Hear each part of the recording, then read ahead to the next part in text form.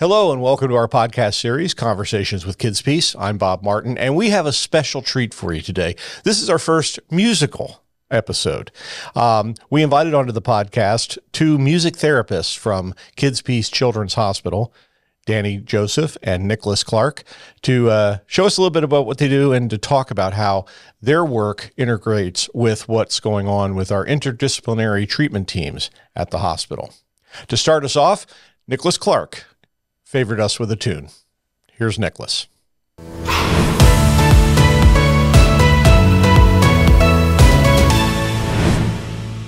Let's go ahead and start. 1, 2, 3, 4.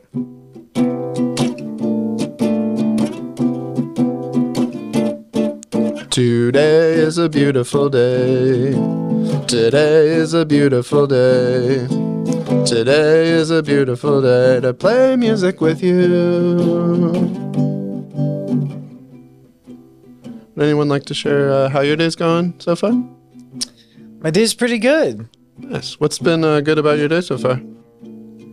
I get to discharge tomorrow, and I feel good about that. Oh, that's awesome. Today is a good day. Today is a good day. Today is a good day, 'cause I'm leaving tomorrow.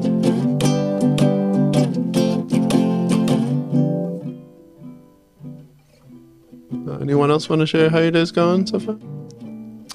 It's been a hard day. Yeah, what's been hard about your day so far? I just want to go outside. It's nice out. Yeah. Today is a hard day. Today's a hard day. Today is a hard day. I just wanna go outside.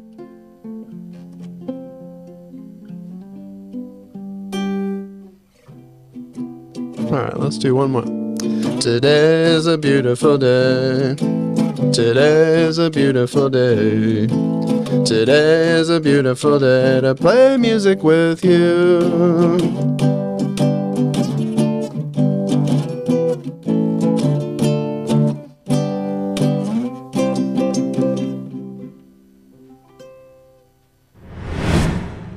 Nicholas Clark, thanks. Welcome to the podcast. Great to have you. So tell us about that song.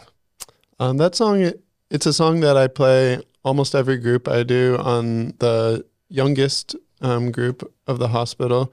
They're about like elementary school aged, and it's just a way to try to create a warm and safe musical space that hopefully we can keep for the rest of the group, in which people feel safe to share things with each other that they might not normally, and create some positive interactions between the kids and just a chance for them to acknowledge each other's feelings and to feel that their feelings are acknowledged. Right. Yeah. Can you describe for us, when you're asked the question, what does a music therapist do at a place like KidsPeace Children's Hospital? What do you say? Well, both Danny and I do a combination of individual music therapy sessions and group music therapy sessions. So in the groups, every single kid in the hospital on all the units that are open has the opportunity to participate. So we really get to work with every kid in the hospital. And in the group work, sometimes necessarily the goals of the groups are a little bit more general, things like reinforcing music and other healthy coping skills, helping support positive social interactions within the group, creating opportunities for some insight and reflection, self-reflection, and just emotional regulation in the moment, but also learning tools for emotional and sensory regulation that can serve them after hospitalization as well. How long have you been with KidsPeace? About 2.5 years. Oh, great. Yeah, and when Danny and I started around the same time, there wasn't really much of a program at that time. There was 1 or 2 part-time art therapists, and so we really kind of had to recreate the program after there hadn't been a music therapist working at the hospital for a while at that point. So we were able to, especially with the help of our director, Laura Haas, recreate the program and get a lot of new instruments and other gear in, both just through the hospital funds and also through the Healing Award, the Foundation Award. We were able to grow our inventory of instruments and other gear quite a bit. So that's been really great to watch the program grow since that.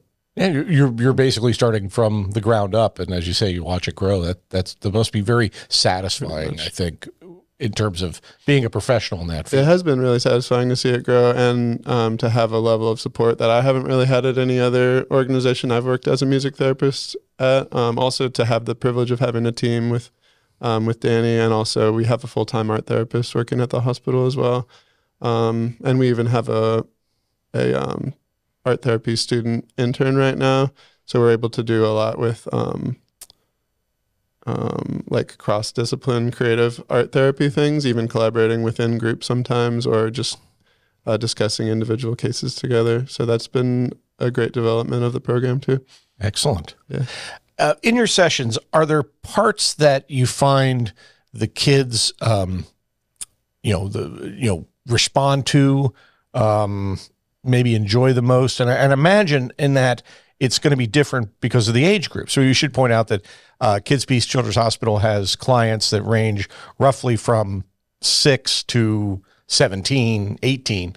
So you're talking about a wide range of folks that you're playing with and working with. That's right. We on the younger unit, we've even had kids as young as 5 years old at times, occasionally. So it's quite a developmental span, and the things they respond to vary a lot depending on their developmental phase they're in, or just child to child or teen to teen, what their interests are.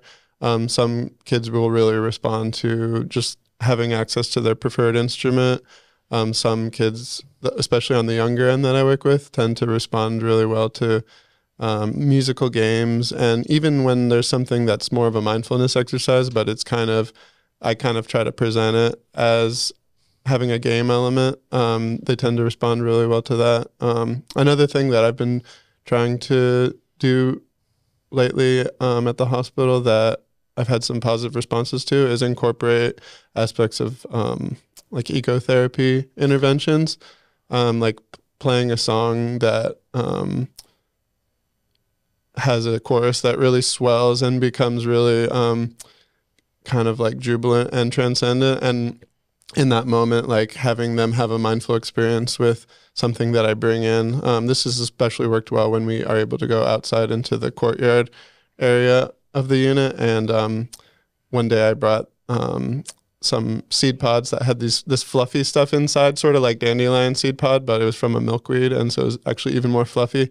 And we were listening to this music with this big swelling chorus, and they were like running after these wishy kind of seed pod things, kind of the way kids run and chase after bubbles to pop them. And that was probably one of my favorite moments I've had at the hospital, where it felt like they were responding as their like healthiest, best selves, just being childlike and happy and enjoying the moment.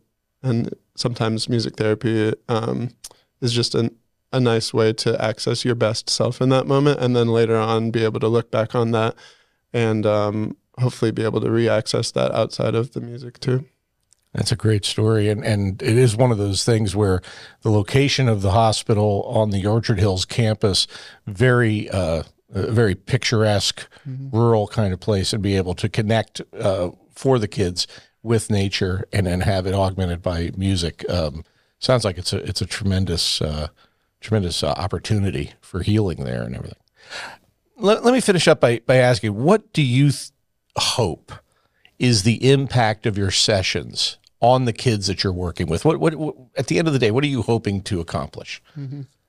My hope for all the kids I work with is that when they leave the hospital and they either go back home or to residential treatment of some kind, that they're leaving with greater access to the best parts of themselves and greater access to their creative and other coping skills, and reinforcing. Maybe they have like a ukulele in the closet or a keyboard that they always wanted to learn how to play, but they just didn't really take advantage of, and just reminding them that you can do that, and just giving them a little push. Maybe sometimes the music therapy might even look a little bit like therapeutic music education, where they're learning and developing a relationship with an instrument that they can then turn into a coping skill at home.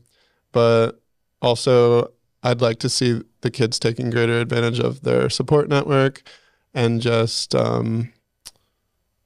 basically having gratitude and a greater appreciation for the parts of themselves that can help get out of difficult emotional situations, I guess. Yeah. Wonderful. Nicholas, thank you so much for joining us today and to sharing not only your insights, but your talent. Really appreciate it. Thank you. Yeah, thanks for having us.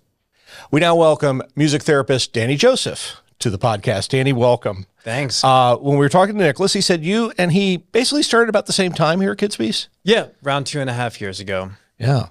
Now, he described earlier sort of the role of the music therapist, but I'm wondering if you could add some further insight into how your work integrates with that of the interdisciplinary treatment team approach that we do at KidsPeace Children's Hospital.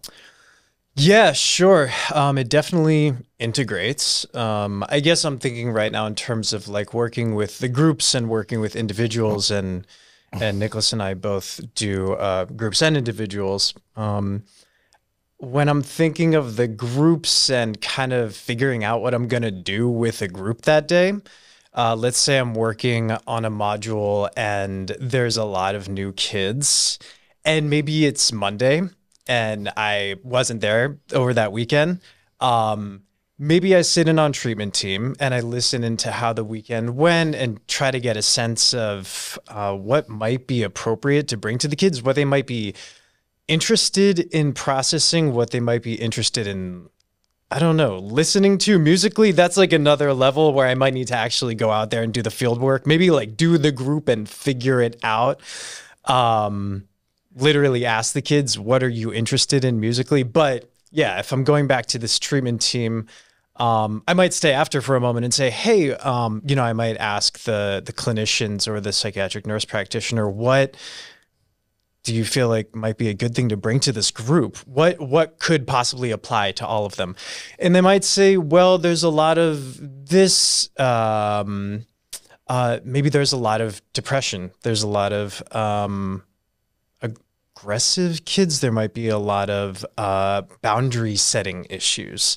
So I actually have this curriculum I've been working on since I started at KidsPeace, and one of the groups that I was just looking at, it's a boundaries group, and I'm sort of processing with them what healthy boundaries are and what they look like, specifically in the hospital, but also outside of the hospital. So yeah, I haven't looked at this in a while, but I guess I have a boundary setting song that I've written with the kids because it says it here. But I also, I try to find songs that apply to themes that we might process in groups. So the one song that I'd like to find another song at some point, but the one song I have here is Don't Come Around Here No More by Tom Petty and the Heartbreakers, because that's a firm way of setting a boundary, obviously, in a song. So, well, that kind of ties into the question I want to ask about. What are some of the connections that you find are being made with you and the clients, or between the clients, in terms of the group or individual music therapy sessions that you're doing? Yeah. What kind of connections? I mean, there's definitely a musical connection. Like I said, a lot of times in a group, I will straight up ask the client, what do you like? What do you want to listen to? Actually, the other day, we were doing a group about grounding and using grounding techniques to maintain calm. And I asked a few kids, what is the song, or what is a song or an artist that you feel like represents a calm and comforting place to go when you hear that artist or hear that song?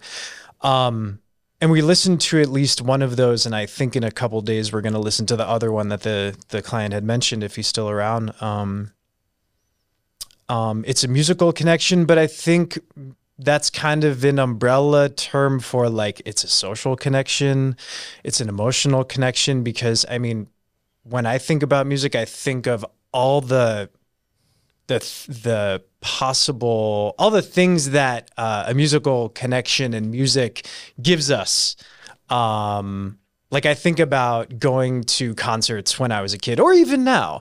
But if I think back to when I was like 15, 16, 17, the ages of the clients that I work with, mostly, that was a social, it was like it was shocking. I was with all these people that were interested in this band that I didn't know there were other people interested in this band, but it turns out there's a lot of people my age, and some a little older than me. And then of course the internet happened and like finding that crew is much different now, but, it's also, I don't think it's that different. And, especially like in one of the groups I run at the hospital, there's not that many kids there. So, a client could say, well, I love this song. And then a few other kids say, oh yeah, like I love that artist or whatever it is. Right.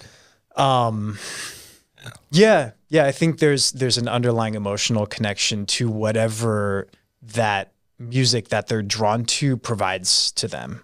Gotcha. Yeah. I'm going to ask this question, but I need to preface it by saying, I think I've been clinically diagnosed as having absolutely no musical talent at all. So I've always wondered with folks that are in your position, Yeah. how do you sort of navigate or find a balance between working with kids who have musical skills or know how to make know how to play an instrument versus those who do not have that experience or may not have listened to as much music. Right. How do you navigate that balance, make sure that they're all getting the right kind of benefit from your efforts? Yeah, that's always an interesting balance to find or to try to find during a group. I guess one thing I will say first is that's a lot easier to discover individually with a client because it's a one-on-one situation of what is the music that moves you? What is the music that you're interested in? There's a lot of ways I could go about that. But yeah, in a group, the balance is found by, I feel like asking kids if they want to play an instrument. If I bring a bunch of instruments, I make it very clear that they do not have to if they do not want to. I also feel like I try to bring instruments that are, I'll say, accessible. The other day during this grounding group, I brought an open-tuned guitar. And open tuning is sort of like the strings are in a certain tuning. So if I play an E minor chord, if I put a finger here and a finger here on the fretboard, then it's going to sound like an E minor. But if I shift it, let's say into like an open D, then if they open D major, if they strum all of the strings, then it's going to sound like a D major chord. So at times I'll do that. And I had tuned it to DAD, GAD, which is sort of in that realm of open tuning. And I almost passed around the acoustic guitar, but it didn't really feel right that day. But I did bring a bunch of bells that if you tap them, they play a note that's going to be in the key that I tuned the guitar to and that I'm going to be playing in.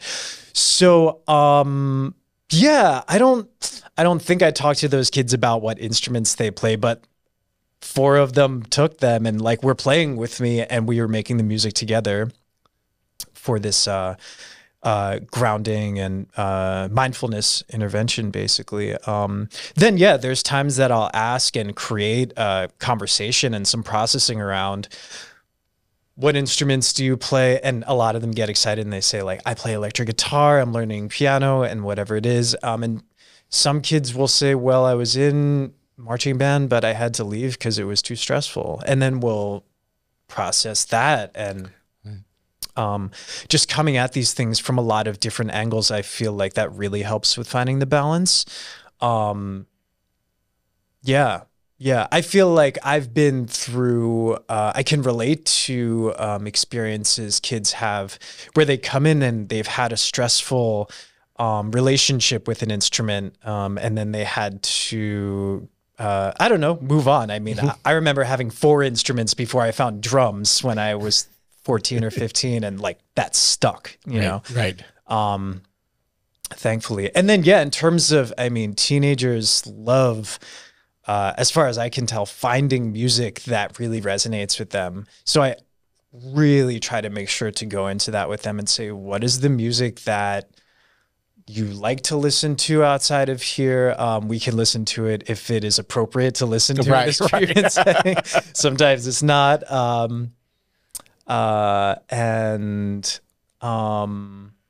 Yeah, sometimes kids in my groups hear music they don't really care about. Sometimes they do, and it's kind of up to them to find the balance with me in terms of that, like accepting that moment of, oh, this client, this person I currently am admitted to this hospital with, this song really works for them. It doesn't really work for me, but I'm willing to. They show willingness to explore maybe why in that moment when they're listening to it, which is. I love watching that. That's got to be so fulfilling. Yeah, it's great. It's really cool to see. Well, Nicholas began our podcast with an appropriate selection, and my understanding is you're going to take us out sort of in the same vein. So, what is the song you're going to play, and why did you choose it? Yeah, it's a song I wrote when I was in graduate school. In our program, and Nicholas and I did the same program, actually. We had to write a hello song and a goodbye song. So I'll play my goodbye song. I play it, I don't play it with the adolescents I work with, but I tend to play it at times when I'm concluding a group on the south side where we have all the younger kids. Yeah. Thankfully, I can play a 20 to 30 second version of it. And if I have 20 or 30 seconds, I will play it. It's nice to wrap up group with it. It gives it some closure, I find. That's great. Yeah. Well, we're glad to have it. Ladies and gentlemen, Danny Joseph.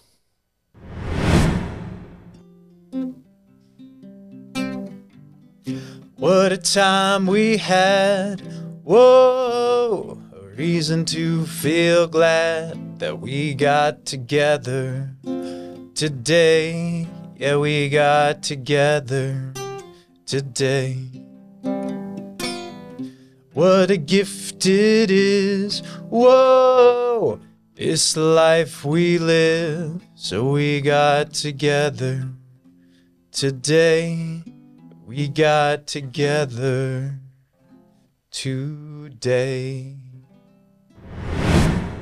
We want to thank Danny Joseph and Nicholas Clark for coming on the podcast and sharing their insights as well as a little bit of their talent with us. And we want to thank you for joining us as well. We hope to have you join us again for more conversations with KidsPeace. Until then, take care.